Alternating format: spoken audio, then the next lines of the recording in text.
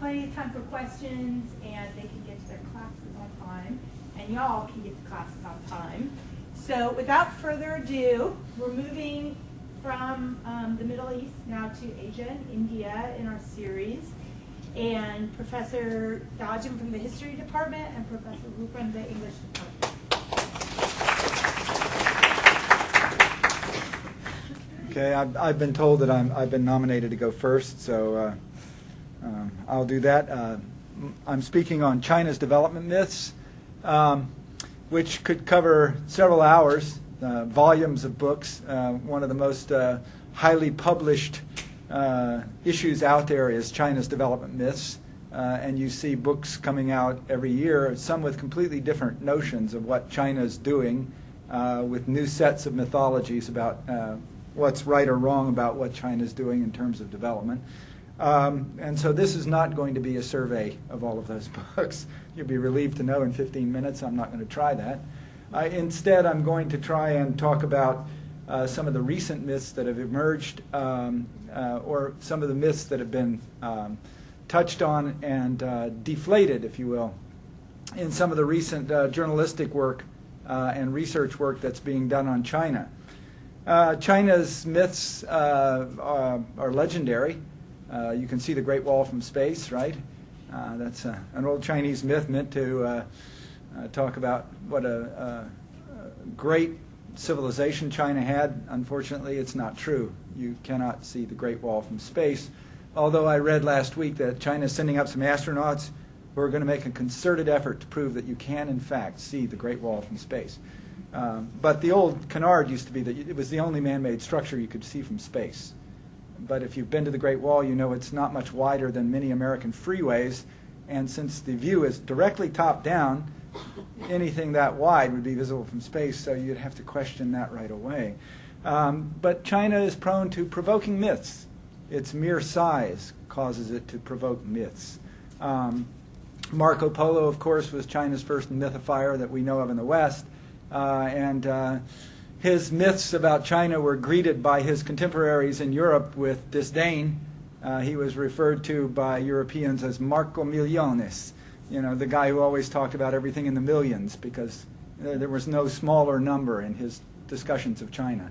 And, of course, in more recent times, when the British came to China, the Manchester manufacturers of cotton said, if we could just add 1 inch of cotton to every Chinaman's shirt tail, their language, not mine, we'd keep the mills of Manchester burning for years.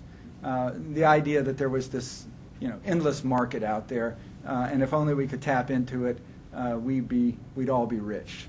So the mythology of China as a development, a place for development, is fairly old, and China has been subjected to a lot of these sorts of myths. So what I wanted to touch on today is 3 of these myths that are currently undergoing revision, if you will. 2 small ones, 1 larger one. And I'll begin with one of the small ones. And that is, it's a small myth, but it's a kind of embarrassing myth for the Chinese. And that is the myth of the brain regain. We've all heard, of course, of developing countries complaining about so many of their educated people getting educated and going overseas, the brain drain, or their intelligent students leaving high school and going to get a college education in America and then never coming back. And this brain drain has been blamed for problems of development. Many of our most talented people are somewhere else. They should be here in the motherland helping us develop. And in recent years, there has been, in fact, a massive growing migration of overseas Chinese students back to China. And the Chinese government and some analysts of China have said, oh, look, China is undergoing a brain regain. They're getting back their talented students.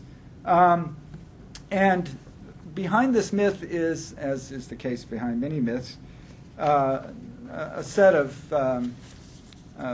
understandings that the Chinese government wants to promote about China, which is that China is a place that someone who's been educated in the West, a Chinese who's been educated in the West, will still find a place they're comfortable to live.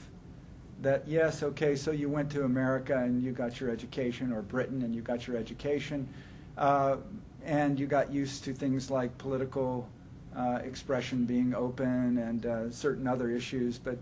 But you know, you're going to come back to China and you're going to find this is the motherland. It's a place that you can live comfortably. It's your culture. And not only that, there are great opportunities here. And that this has appealed to people and has pulled them back home to participate in China's ongoing economic revolution. In other words, political rights are overrated. What matters is helping the mother country prosper. Research into the returning Chinese students, however, has shown some disappointing trends. It's true, the numbers going back are growing. In last year, I believe, or in 2005, some 30,000 overseas Chinese who came to the West and got some education went back to China. But what closer look has shown is that many of those who are returning are not the cream of the crop. This is not a brain regain of the top talents who have gone overseas to get educated. It's a brain regain of the mediocre talents who've gone overseas to get educated. One Chinese director of a research institute in China said that the people he gets tend to be in the 50 to maybe 80% range of talent. In other words, he's assessing their quality as intellectuals, and not the top 20%. He said the top 20% don't come back. And that statistic has been borne out by another Chinese researcher at American University who tracks these trends, and he's found that the top 20% of scientists, engineers, and others who have come from China and are the very best remain here. And they are not the ones who are returning to China. The other issue is the motives of these people who do return. Is it patriotism? Is it economic gain? The Chinese government itself has promoted a number of programs to draw people back, including economic incentives and all sorts of other opportunities for people who will return to China with their Chinese background and their Western education. But when they're interviewed, many of these returned Chinese say, no, we didn't really come back for that. We've come back because we've discovered that even selling second-rate technology that's not globally competitive can make you rich in China. In other words, they're there to get wealthy with the slight advantages that they've gained in technological understanding in a developing economy. It's not, by the way, patriotism either. So they're not bringing back the best technology, and they're not bringing back the best brains. Of the 30,000 that I mentioned that came back in 2005, half of them were only armed with either a bachelor's degree or a 1 year's master's. And many of those had gone to school in Britain, where there's a cottage industry that advertises very heavily in China and draws a lot of Chinese overseas, but it's a cottage industry that supports relatively low-quality educations in Britain and is designed essentially to send these young people back to China, not to keep them in Britain, because in Britain, and in fact of these 30,000 that went back, the vast majority of them who had tried to find work in the West had failed to find work that met their expectations. So in essence, the people who are going back to China, at least the majority of them, are failures in the West, people who have tried and not been successful. So is this a brain regain? Actually, it's probably not. When they come back to China, many of these people are held in contempt by their contemporaries. Sorry for the pun. The pejorative term for them is hai dai, or the seaweed. Seaweed is something that washes up on the shores of the mother country, but really doesn't have much value and ends up being kind of stinky after a while. In other words, they're not a returning treasure. they're in the long run a drain on the country because there are very few places that many of these people can be employed. The places where they could be employed usefully in middle management positions, for example, in small municipalities and so forth, they're unwilling to go. They want to stay in the cities, and they want to participate in the economic revolution, if you will.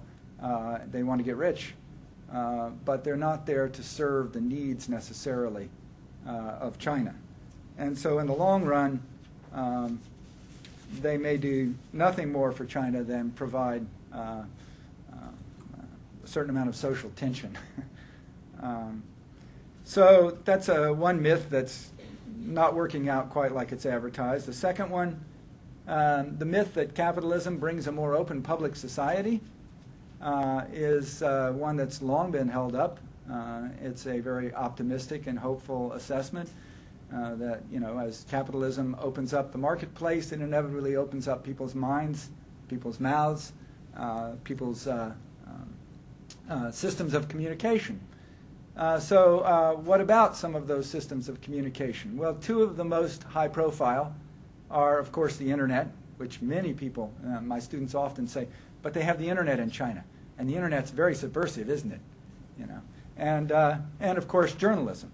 And we all know that journalism at times and in some places has been a very powerful tool for speaking truth to power.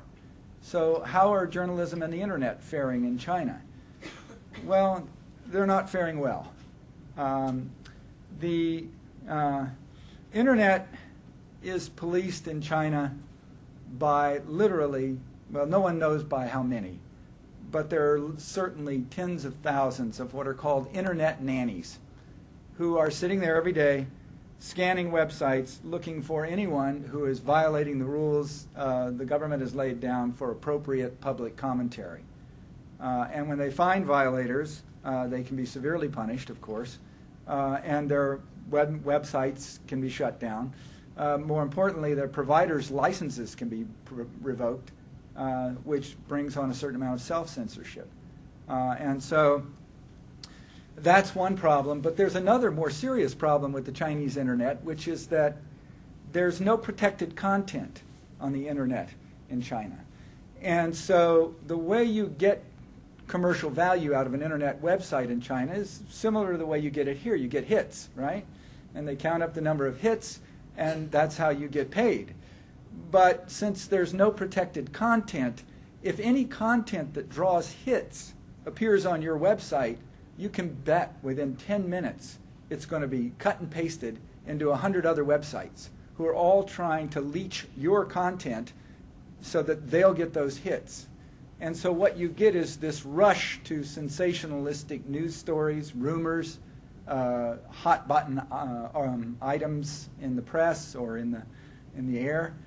For example, there was a case of a Japanese textbook that came out that failed to satisfy Chinese ideas about how Japan's career in China should be described, and continued to use all sorts of euphemisms for what the Japanese did in China.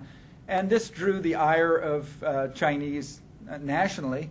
But on the internet, one internet website published a critique of this textbook and immediately got lots of hits. And of course, within hours, other websites had stolen this content, this article, and they were getting thousands of hits, and it spread like wildfire all over China, and to the point where people actually took to the streets and began protesting. And you think, well, there's a positive sign, a way of mobilizing public protest. Until the Chinese government stepped in and said, shut down all content having to do with Japan, because we don't want these people in the streets.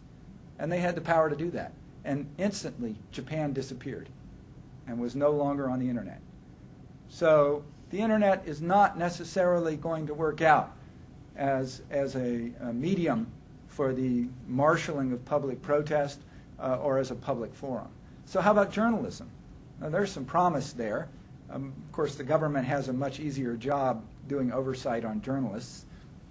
What the government has essentially said is, and I quote here from one source that I used for this talk, said that journalism in China is subjected to, quote, paranoid political control and uncontrolled commercialization.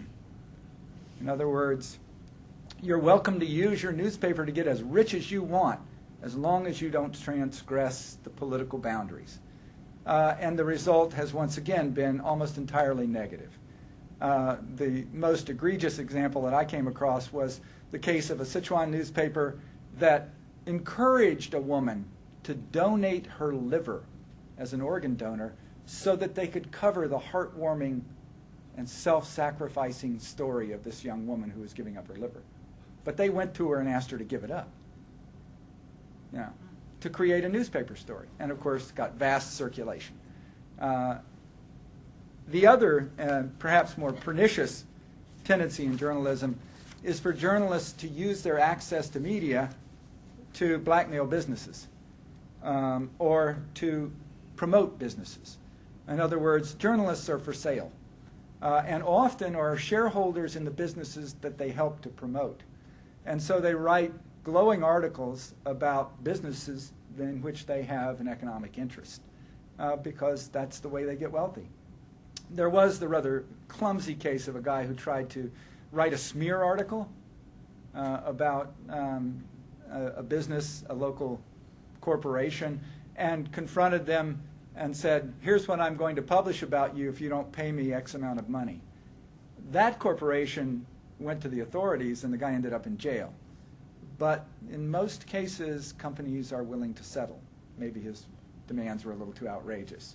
And so journalists basically do puff pieces or essentially promote particular kinds of development in which they have a stake. So crusading journalists are few and far between, and when they do occasionally appear, they often appear very shortly thereafter in court and shortly after that in jail.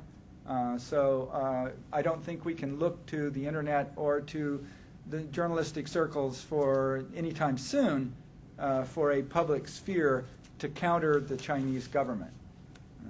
I'm getting close to the end here, so let me touch on the last myth, and this is the big myth, the myth of Chinese uniqueness. This is something, of course, the Chinese have promoted with their 5,000 years of Chinese culture. There's no question China's unique. Many countries are unique. Many countries have unique traditions and cultural contributions that they've made to the planet. China's unique because of its size, its huge population, but is its economic development unique? That's the question that many people have posed. And there have been a number of books written on both sides of this issue, but they either tend to go into one of two camps. China is uniquely big and glorious and wonderful, what a miracle, it's all going to be good, or China's uniquely dangerous, terrible, horrible, and it's going to be World War III. And there, there's very few people in the middle. But when economists, using real econometric tools and not just public opinion and interviews with a few officials and so forth, write about this, they come up with somewhat different conclusions. First of all, what they find is that China, in terms of its economic development, is not unique at all. It is doing exactly what Japan did. It's doing exactly what the tigers did, Singapore, Hong Kong, Taiwan, South Korea. And not only is it not unique, but it's likely to be followed by other similar developing countries. The most likely candidate being India. And what all of this hinges on is the key component in all of these economies being successful. People who have looked at them have seen that they've done almost everything different from each other. The ways they've utilized capital, the ways they've focused their research money, almost everything that the various developing economies of Asia have done has been different.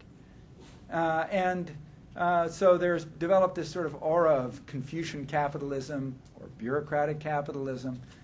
But the economists say no. The key component in all of these is the ratio of savings to gross domestic product. All of them have had a ratio of about 30% savings to gross domestic product.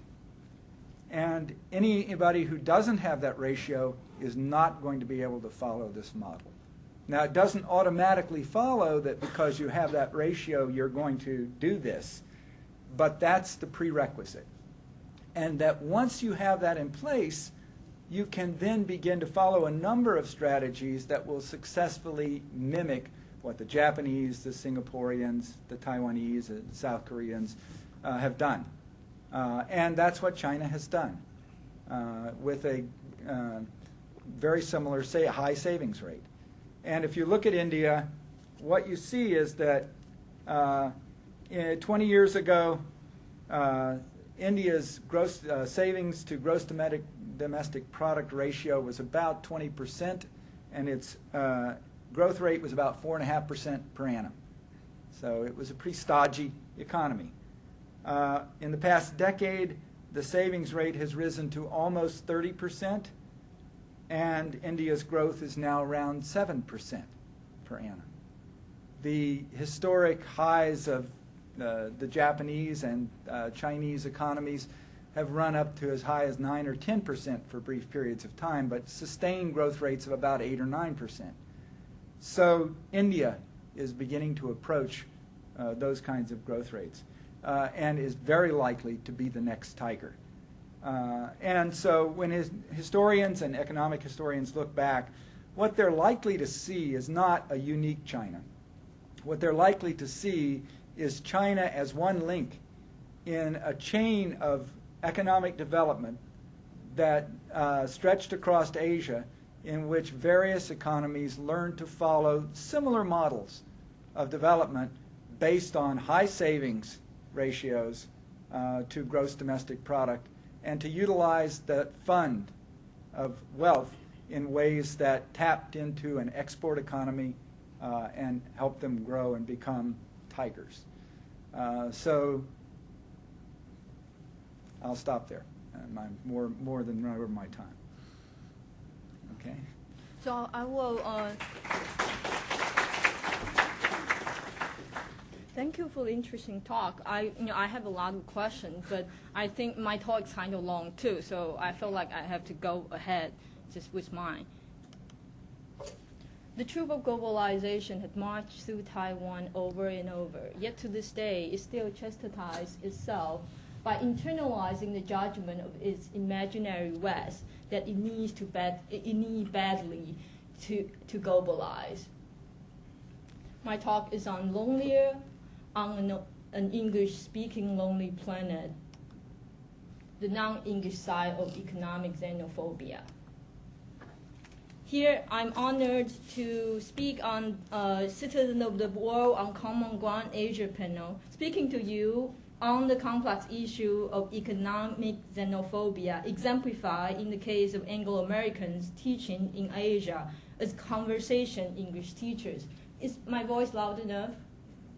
Okay. Xenophobia is hostility toward foreigners. The economic xenophobia that I'm going to speak about can be defined as hostility, hatred, and discrimination. They are in some way overdetermined by a particular rhetoric of global economy. This particular rhetoric hides racial and cultural discrimination in a language of economy that sanctions wage inequality by giving elite high-skilled workers a sense of entitlement to be treated better for the sake of their marketability. The question of xenophobia also becomes particularly tricky because who is foreign then if we are talking about an English-speaking planet where global mobile workers find themselves everywhere at home? I'll leave this to your judgment. On the surface, teaching English abroad appeared to be a great job. Sorry, I think I On the surface, teaching English abroad appeared to be a great job. A website selling information about this business claims, quote, "If you are looking for the adventure of a lifetime, then Japan awaits you, because Japan needs and loves native-speaking foreigners," end quote. Another website, jobmoney.com, also happily declared, quote, "Each year, North Americans from all walks of life travel to Asia to work as English teachers. Many don't have teaching credentials and very few speak any Asian languages.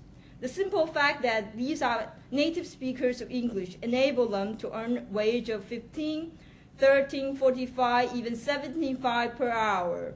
And you can do it too, end quote. English teaching abroad promise good salary to help Anglo-Americans pay off your college loan and the excitement of immersing in a different culture. In my report, I would argue that teaching English abroad functions as a discourse. To Anglo-American speakers of English, the discourse framed their perception of Asia. To a government in Asia, the discourse of teaching English abroad helped perpetuate a myth that equates conversing with white, blue-eyed, blonde-haired native speaker of English as the only way of globalizing the country. In the teaching English abroad discourse, the Anglo-Americans are made to feel superior because they are put in a position of earning high skill pay without needing to have any skill except their mother tongue. Is this an insult or a compliment? The discourse's uplifting tone often allows Anglo-Americans to overlook the fact that the Asian market is reading them through their essential racial culture qualities. In fact, in this market, African Americans and Asian Americans are less marketable. Natives of Indian subcontinent and many English speakers from former British colonies are also less marketable. Blue-eyed, blonde-haired native speaker of English, Anglo-American or not, are highly sought after for their Queen's English or standard white American accent, making the diverse English-speaking world seem to me like a sanitized, lonely English-speaking planet. White English are made to function as a symbol of globalization. As a result, it does not take long for white Anglo-Americans to distort their desire of learning about foreign culture and objectifying Asia through the gaze of a traveler or through a global standard that demand their new boss country to have all the modern Western amenities so as to attract global talent like them. Sorry, I stumbled over the last sentence, so I'm going to repeat it again.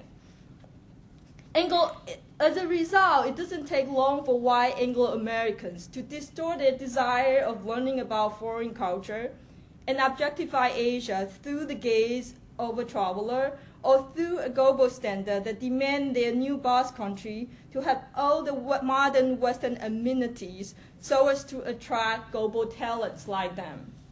In the language of globalization, would also lead them to feel entitled to discriminate the, quote, foreign element in the culture that they are to encounter, while shaping the job seekers' view of Asia into a globalized elite gaze.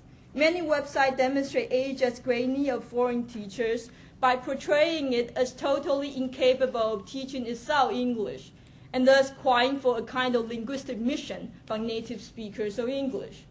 A website selling information about English teaching jobs in Asia associate Asia's high demand for English native speakers with the value of people in Asia to learn English. Quote, many Asians study English grammar and vocabulary in school, but most have virtually no ability to speak English, end quote. Similar statement coupled with the fact that a large number of people go to after-school program to boost up their English lead to a widespread perception that the educational system in these countries, quote, teaching English inadequately, end quote. Indeed, official sources from South Korea, Japan, and Taiwan echo similar opinions. To what extent is it true that Asia is incapable of teaching itself English? What exactly creates this shortage and hence the high wage of native English conversation teachers? I would like to use the case of English teaching in Taiwan as an example to show the complexity of the situation and how the language global economy fosters subtle racial discrimination in Westerners and possible economic xenophobia among the local people. In order to explain this, I'm going to give you a brief historical background on how the global market has affected education in Taiwan. The rapid growth of the Taiwanese economy in the late 20th century is often known as the Taiwan miracle. One of the essential elements of that miracle was a large, docile workforce made possible by the education system. Until as late as the 1990s, the high school and the college entrance exam in Taiwan ensured only a small number of people became educated elites, while the rest of the people stay as cheap laborers working as factory workers and low division clerks for giant multinational companies as well as small medium enterprises in Taiwan. Skills emphasized in the curriculum are mostly repetitive, intensive memorization of standardized information, high-stakes exams. The fact that there was very little encouragement on creativity and innovation might have much less to do with the passive and authority-obeying agent characteristic and more to do with the lack of capital to invest in closely scientific experiments and income-producing artistic productions like Hollywood or fashion industry, both in school as well as in business sectors. As global economy quickly evolved and Taiwan labor ceased to be cheap enough in the 1990s, the Taiwanese government, speaking in the new doctrine of global economy, emphasized the importance of high-skilled labor. It pushed forward two very important education reforms. One is to introduce, starting 1995, a new teacher certification program that would diversify the source of teacher development. The other is to start upgrading professional and vocational colleges to universities. Both of the policies were prescribed in the rhetoric of free market liberalization. The teacher certification reform is supposed to promote competition in teachers' job market, which was supposed to result in better teaching performance. Between the reform started in 1995, teachers were trained rather uniformly in specific teaching training, in specific teaching training, normal university and colleges. Teachers were assigned to their position based on their GPA and stay in a tenure track system. Reformer of the system argued that introducing diverse teacher training program would abolish the tenure system, which would result in better teaching performance and ease of firing incompetent teachers.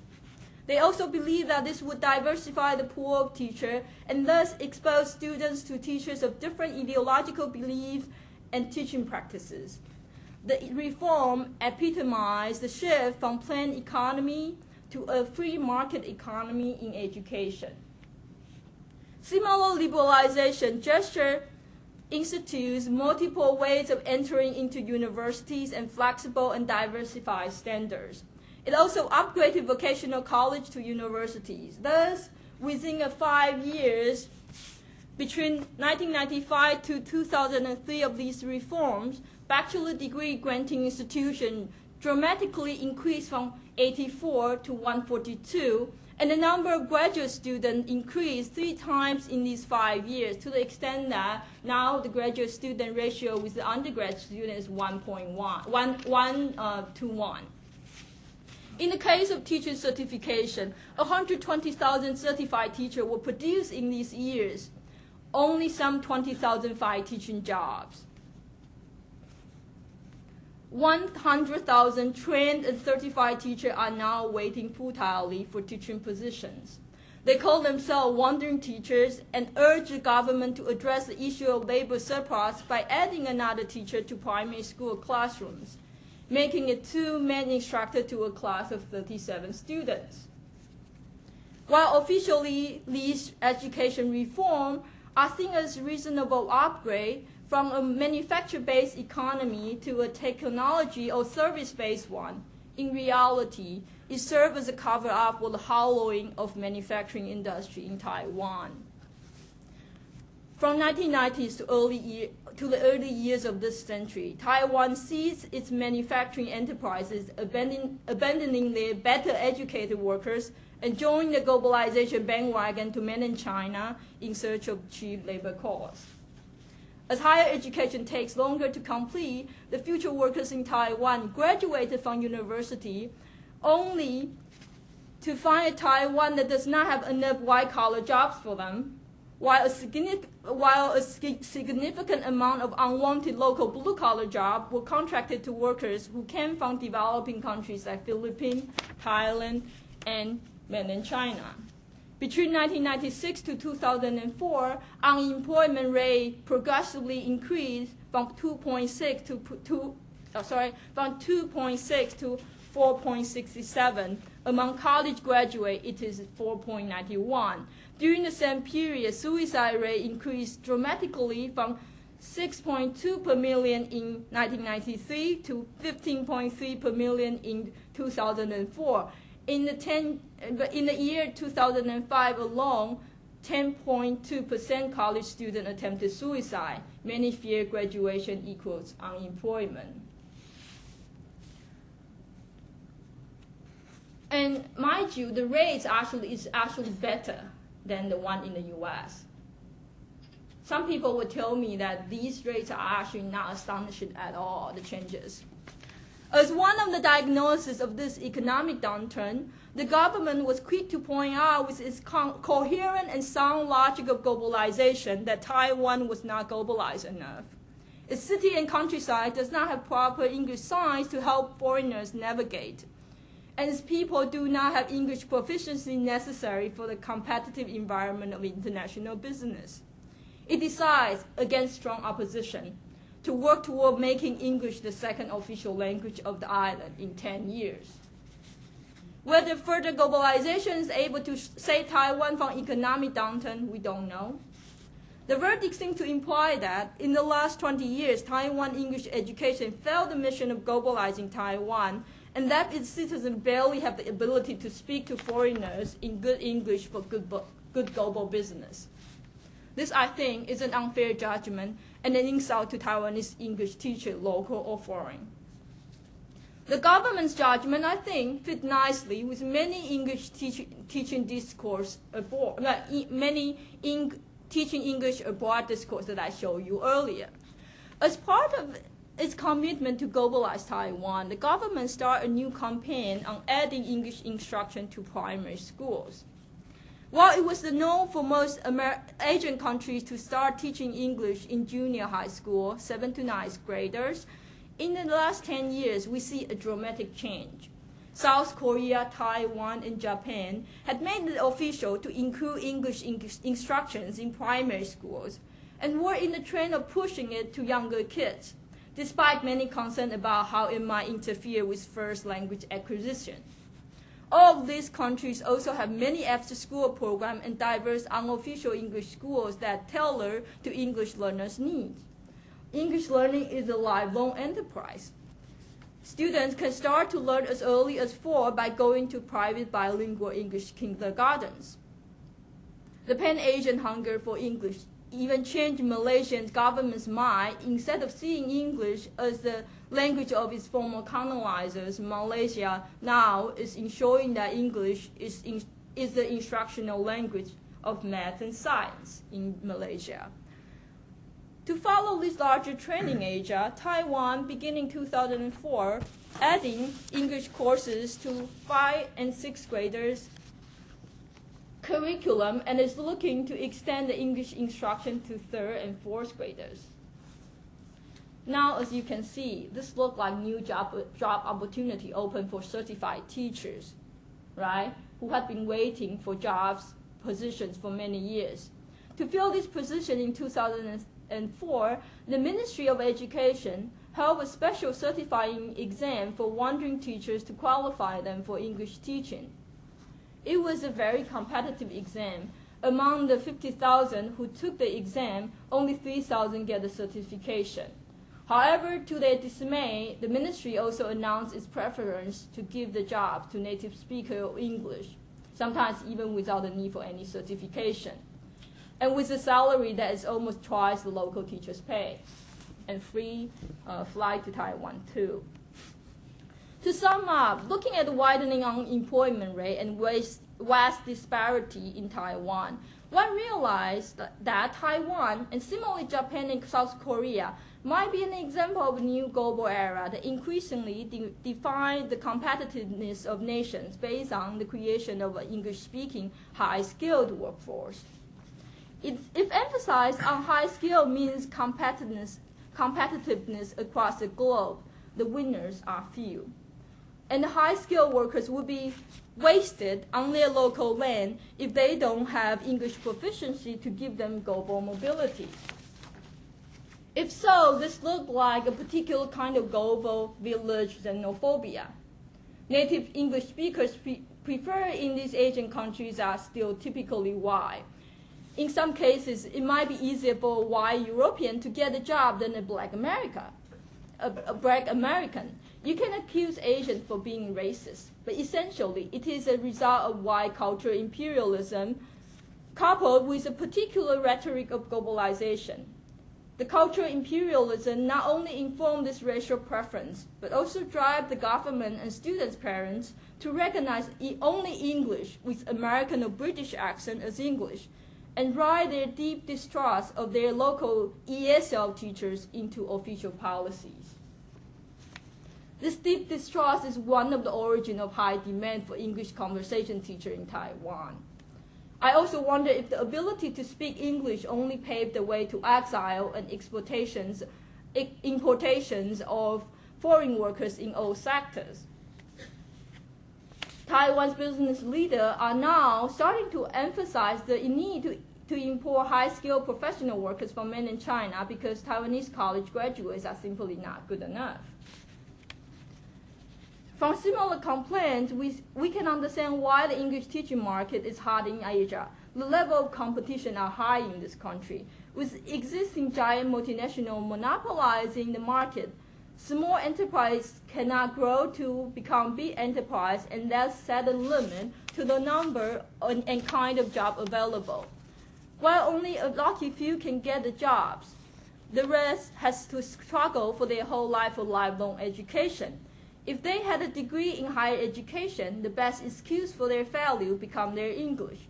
And mind you, however hard you try, it is not easy to speak the Uncle Sam's or Queen's English like a white native speaker.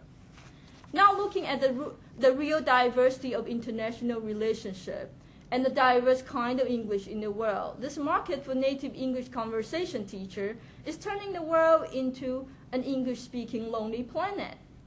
According to the logic of this English-speaking lonely planet, even if you speak Uncle Sam or Queen's English, if the English does not bring money, it is not good English. And this is really the crucial logic. Okay, so that's my presentation. I wonder if you have any question that you want me to clarify. But I think we'll open up to questions.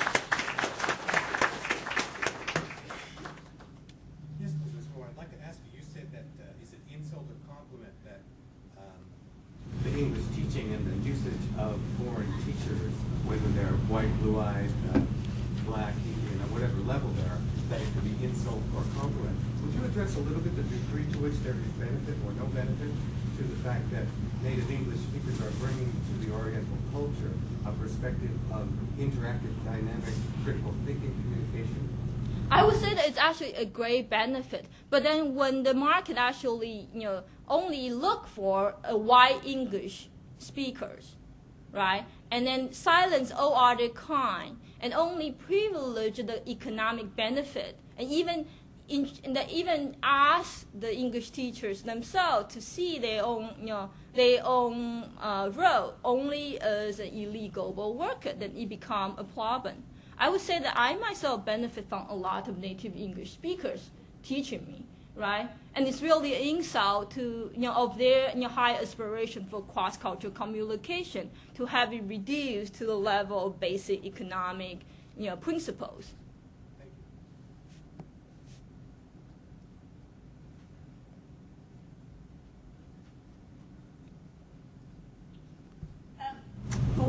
I think it would be interesting to hear what you each have to say about the other person's presentation. Well, as a former English teacher in Taiwan, who was very well paid for his work, I can attest that what she says is absolutely true, that even my friends who were dark-haired were less likely to get work than people with light hair. Oh, absolutely, yes. And African Americans who I knew who spoke perfectly accentless or standard English in Taiwan found it very difficult to get English teaching jobs in spite of the high demand. Whereas someone like me with Lanyan Si, blue eyes, I was going to get hired in a heartbeat. And in fact, I got hired to tutor executives and stuff because I was a big, tall male. Also matters. There's a gender element here as well. So yeah, it's absolutely true.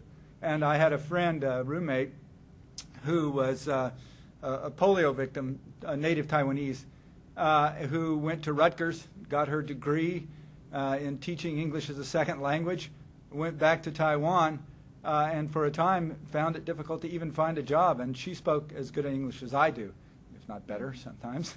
And she knew her grammar. So it's certainly true that's a huge problem. Yeah. I'm curious about what would you say about the myth of U.S. using the similar kind of principle that you analyze, China, the kind of myth about internet, about journalism. What would you say about the West, or the myth of America? Having watched Fox News, I'm not sure there's much of a difference, but I'm sorry. In truth, the one thing that the internet in the United States has and the West has is that it does have sites that where the content is protected, and where you can go, and even if you know that it's got a bias, it's going to be a protected bias. So you can go to the New York Times and log on to their site, and you're going to get the New York Times, and you're not going to get it somewhere else. And so you can have different points of view, and so in order to attract those hits and to get that kind of attention, sensationalism's fine, but that's not a long-term strategy for success. Whereas because there's no protected content in China, that's not a long-term, basically it doesn't pay to have a protected site. You can't protect it.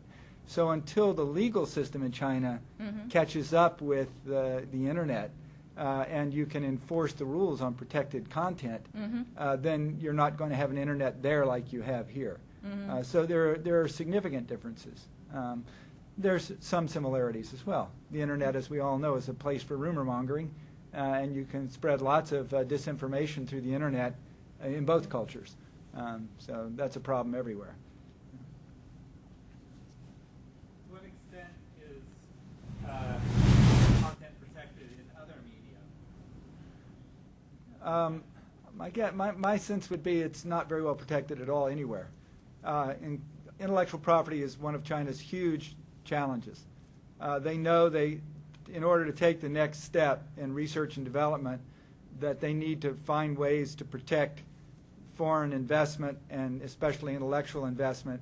But they've found that it's very leaky there, and even the government's best efforts so far to stop people from, if your cousin is in a competing firm, loyalty to family may very well win out over loyalty to the corporation you're working for, and you may leak the content. You may find it necessary to for family reasons, for the success of your own family enterprise, you're going to compromise your loyalty to the company. And so there are all sorts of issues at stake, and enforcement is almost impossible because intellectual property law is in its infancy. So until they really get a grip on that, but they are working. They're making huge efforts to try and import Western notions of intellectual property law and find ways to enforce them. But it's a massive task, and it's very contrary to the way the Chinese market has worked up to now. So they're going against a huge tide. I have something to say. I don't know if I actually make it clear that actually the case in Taiwan is not actually unique. It's actually a prevailing global principle. And it actually even drives the way that education and people mobilization, the mobilization of people in the U.S. also. It's not that Taiwan is actually facing a particular harsh and racist situation. Other questions? I think you were first. Randy, do you remember the name of that Japanese teaching book by any chance? And can you embellish at all what you said about No Japan on the China internet? Oh, it was a Japanese textbook. Right. And the Japanese are notorious for describing in their high school textbooks the Chinese incident, instead of the invasion of China. And it was one of those cases. And what happened is a website published essentially an editorial complaining about this, and it started getting lots of hits. And so people just started cutting and pasting that editorial into their websites. And the next thing you know, the Chinese government then came out and said to the internet service providers, no content on Japan. No content on Japan. That's it. Just Japan is shut down. For the next few days, we don't talk Japan. Yeah, and they have the power to do that.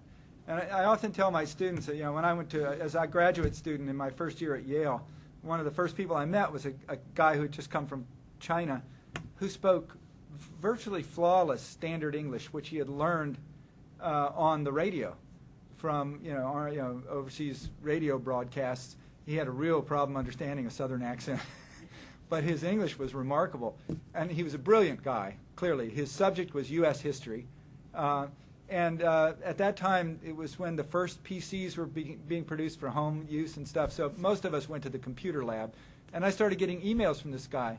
And just in his spare time, he was goofing around on the computer, and he'd write programs that would produce images of the Statue of Liberty on my screen and stuff, and send me them as emails. I mean, this guy already knew so much more about computers than I know today. So when I think about policing the internet in mainland China, I think, these guys they have some very savvy people working for them in the government. And if hackers are working to hack, there are also thousands of incredibly skilled pro-government hackers out there hacking back.